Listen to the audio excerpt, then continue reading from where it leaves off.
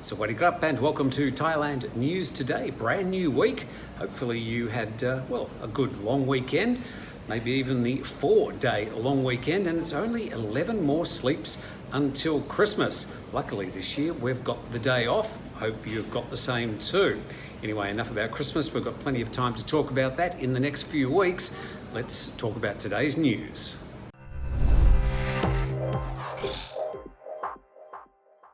Well, waking up in Bangkok today, you would have been surprised that the sun had disappeared to be replaced with grey skies and visibility down to about 1 kilometre.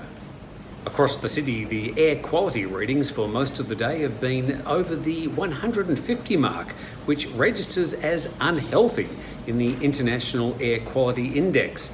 The weather forecast for the next few days suggests the air pollution situation won't improve much.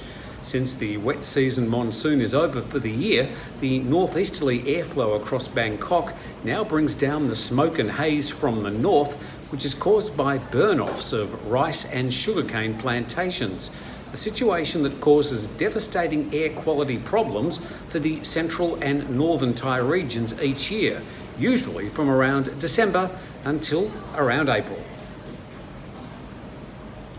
According to a new poll, a majority of Thai people think that students should keep wearing the current school uniform, whilst others say maybe a day of casual wear might be okay.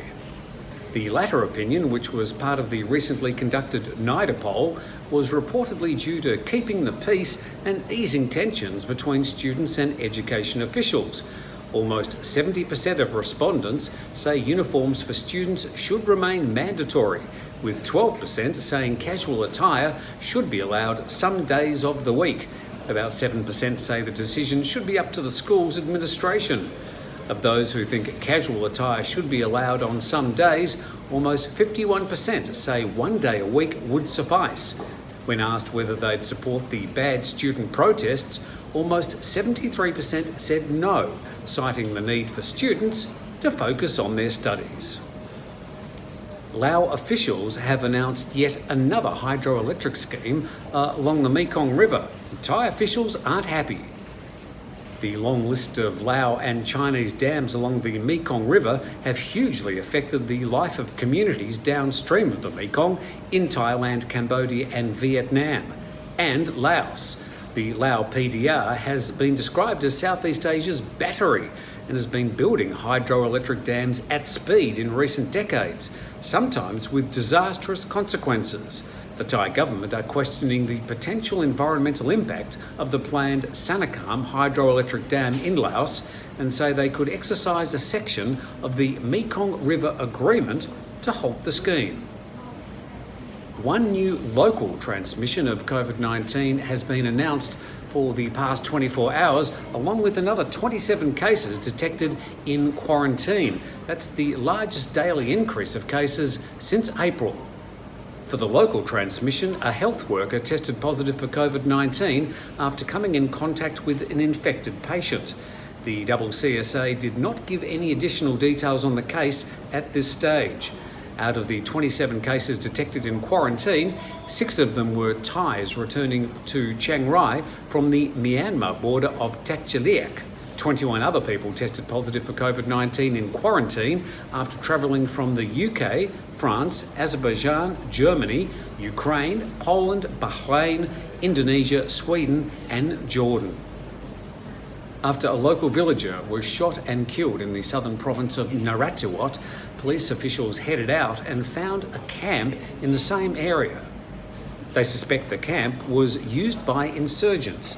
The 55-year-old went up to the mountain to go hunting with a group of friends. They separated but heard a series of gunshots. After 3 hours of searching, rangers found the man's body. He had multiple gunshot wounds. A couple of days later, a search was led by a combined police and military unit. Officers found an empty campsite with 13 tents. They also found 3 spent AK-47 rifle cartridges and a pipe bomb, a type of improvised explosive device, along with several survival kits.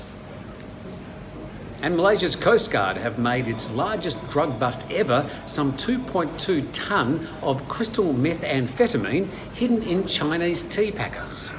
The shipment of illegal drugs valued around 106 million ringgit, or 789 million baht, is part of a large-scale drug trade across Southeast Asia, China and Australia. The Coast Guard followed the boat, which turned into a chase when the 26-year-old Malaysian driver, the only occupant on the boat, refused to stop. The driver jumped into the water. The Coast Guard later found the man and arrested him.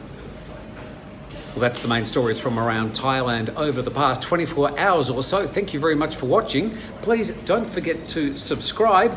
Jet's along with the news tomorrow. In the meantime, thank you for watching, and we'll see you then.